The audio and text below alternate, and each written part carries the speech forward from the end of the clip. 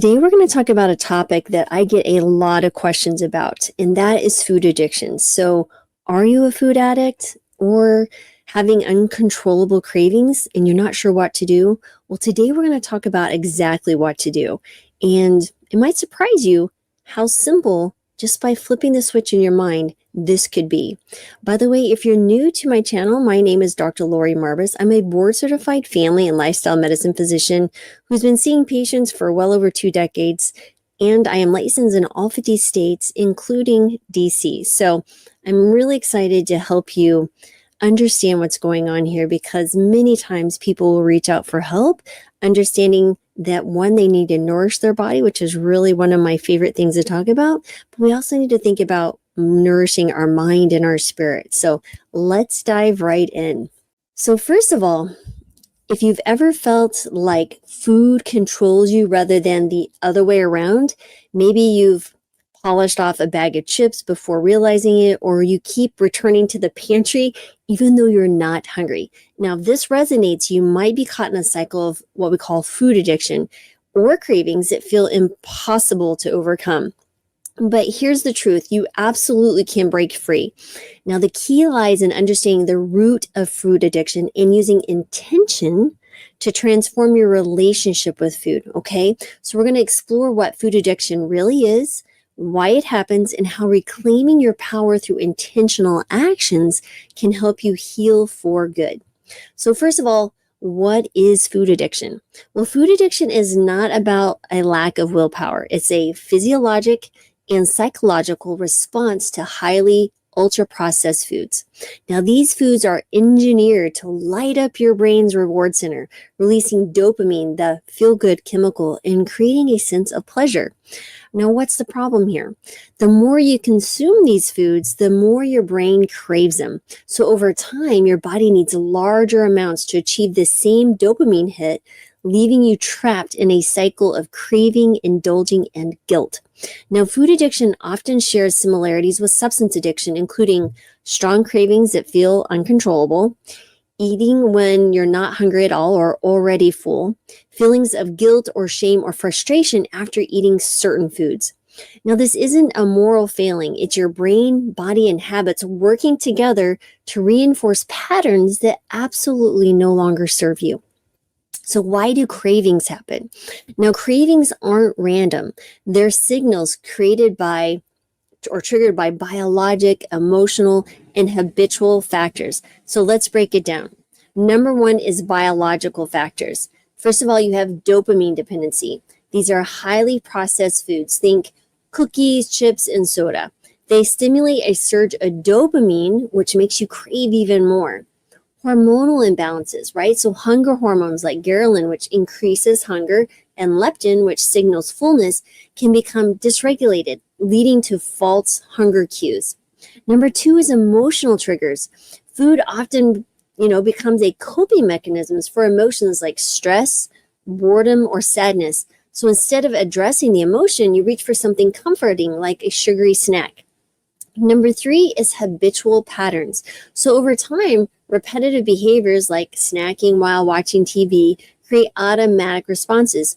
Your brain associates certain activities or times a day with eating even when you're not hungry. So why intentionality is the key to freedom? So without intention, cravings and food addiction can feel like an endless loop. You act on autopilot, just reinforcing the habits that keep you stuck. But when you bring intention into the equation, you disrupt the cycle and create space for new, healthier behaviors. Intentionality is about aligning your actions with your goals and values. So instead of reaching for food without thinking, you pause and ask, why am I doing this? So with intention, every bite, every choice, and every action becomes an opportunity to really reclaim your power. So how do you overcome food addiction with intention? Remember, breaking free from food addiction isn't about deprivation. It's about a conscious, purposeful living. So now we're going to talk about a step-by-step way to help you get started. There's 5 steps here.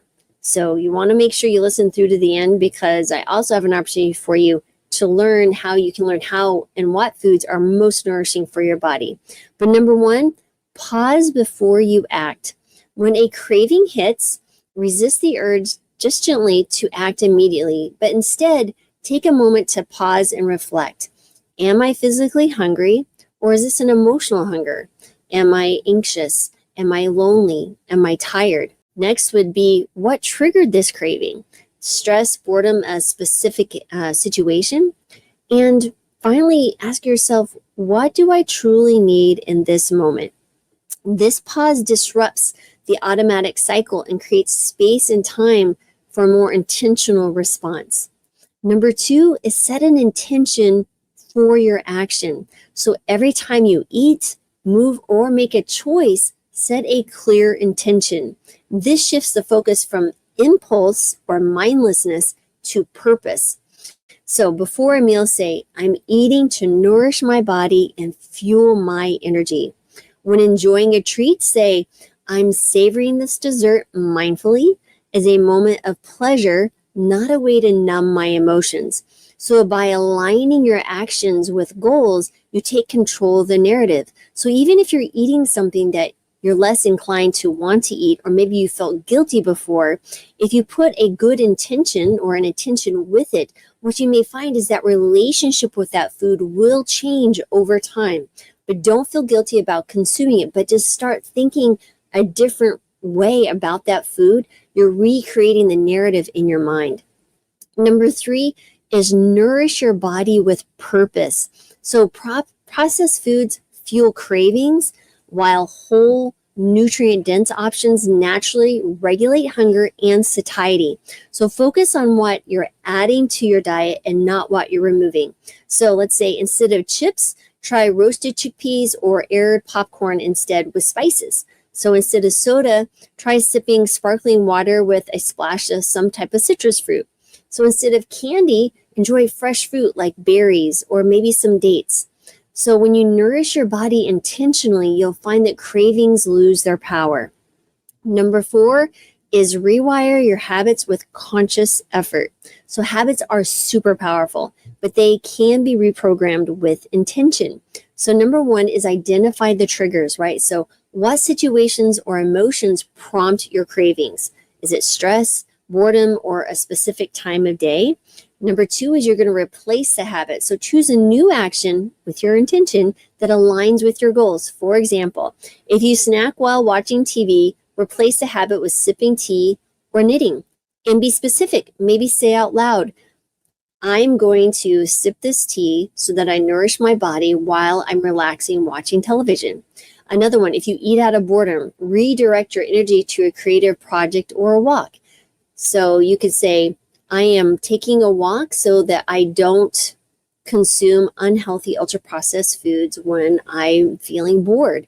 Instead of, sitting in front of the refrigerator trying to figure out which part of the cake that you want to eat first, you think to yourself, instead of reacting here, I'm going to intentionally take a walk so that I can deal with this emotion of boredom. That's the beginning of how you reprocess the habits that drove you to the pantry or the refrigerator to begin with. And then the really important thing here is celebrating your wins. So acknowledge every intentional choice, right? So no matter how small, for example, I chose a nourishing snack instead of chips because I want to feel energized. I went for a walk instead of eating, the Hershey bar sitting on the table because I want to feel good about my body. I want to move my body so that I can live a long and healthy and meaningful life. Like when you start speaking these powerful words with these intentions, your mind starts shifting. Your mind will go where you speak. Thoughts and what you say is so important. And so when you start switching your beliefs, your intentions, it changes your belief and you start acting differently. This is so, so important. Number five is create an environment that supports you. So your environment either works for or against you, and design it with intention, right? So out of sight, out of mind is very true. So remove trigger foods from your home and replace them with healthier options. You're also making it harder just to act mindlessly and grab something that's there. If it's not there, but instead you have to get out in the car and go get it, that is step one. Visual cues. So place notes on the pantry with affirmations like, am I eating to nourish or to numb? Right? Plan ahead. Prep meals and snacks so you're less likely to reach for ultra-processed options when hunger strikes. Something else you can do is that when you go to the grocery store, and maybe that's a struggle for you, many times people may go after work, instead eat a nourishing snack before you walk in the grocery store and say, I'm eating this so I will nourish my body and make healthier choices when I'm walking through the grocery store. This is the power of intention. So remember, living with intention is literally your path to freedom. So the goal, again, isn't perfection, it's progress, right? So each time you act with intention, you weaken the grip of cravings and strengthen your ability to choose what serves you best. So you'll know you're succeeding when you pause before eating and choose mindfully. You start nourishing your body with purpose instead of guilt, and you align your actions with your long-term goals, just one choice at a time. So, you can absolutely reclaim your power over food. Food addiction and cravings don't have to define your life.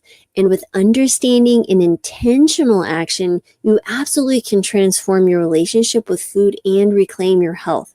So I hope you found that really invigorating and energizing to know that you can absolutely do this. It's going to take some work, though. You have to be intentional about what we're doing.